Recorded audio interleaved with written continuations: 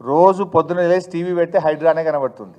హైడ్రా అనేది ఒక సరే ఆ ఇష్యూని నేను వ్యతిరేకిస్తాను. 5 మందో 10 మందో 2 లక్షల మంది రైతుల పంట పొలాలు ఎండిపోతే ఏ టీవీలో కనబడతలేదు, నాకు ఏ పేపర్లో కనబడతలేదు.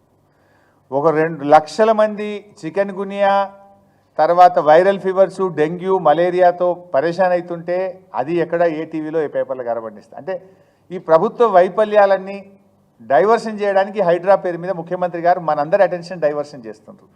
మనము ప్రతిపక్షంగా మేము కానీ ఫోర్త్ ఎస్టేట్గా ఉన్నటువంటి మీడియా కానీ లక్షల ఎకరాల్లో పంటలు ఎండుతున్నాయి, దాని మీద మనం ఫోకస్ చేయాలి. లక్షల మంది రైతులు ఈరోజు ఇబ్బందులు పడుతున్నారు, లక్షలాది మంది ప్రజలు జ్వరాలతో ఇబ్బంది పడుతున్నారు, గ్రామాల్లో పారిశుద్ధ్యం లేక ఇబ్బంది పడుతున్నారు, ఎన్నో కొన్ని లక్షల మంది ప్రజల సమస్యలు ఉన్నాయి. ఈరోజు మనం దాని మీద ఫోకస్ చేయాలి. ఇలా గుండాయిజం పెరిగిపోయింది రాష్ట్రంలో. నిన్న కూడా 2 ఇవి జరిగినాయి బైసాబ్, మానభంగాలు జరిగినాయి. ఈ రాష్ట్రంలో అత్యాచారాలు నిత్య కృత్యం అయిపోయినాయి. రేవంత్ రెడ్డి ప్రభుత్వం వచ్చి 9 నెలల నుండి 10వ నెల నడుస్తున్న సందర్భంగా 2000 అత్యాచారాలు జరిగినాయి ఈ రాష్ట్రంలో. నిన్న కూడా 2 అయినాయి, మా దృష్టికి వచ్చినాయి 2 ఉన్నాయి. డీటెయిల్స్ చెప్పమంటే చెప్తా. ఒకటి హైదరాబాద్లో ఉంది, ఇంకోటి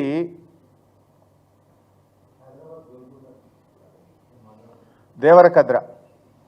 నిన్ననేమో ఒకటి హైదరాబాద్లో ప్రైవేట్ బస్సులో మహిళపై అత్యాచారం, కేపీహెచ్బి కాలనీ, ప్రయాణికురాలిపై బస్ షెల్టర్లో అఘాయిత్యం.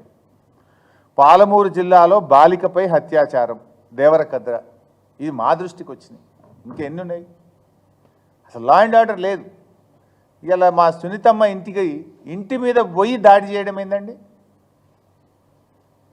ఇంట్లో పడుకున్న వాళ్ళ మీద పటాకులు పేల్చి తలుపులు తీయించి ఇంట్లో ఉన్న వాళ్ళ మీద దాడి చేస్తారు.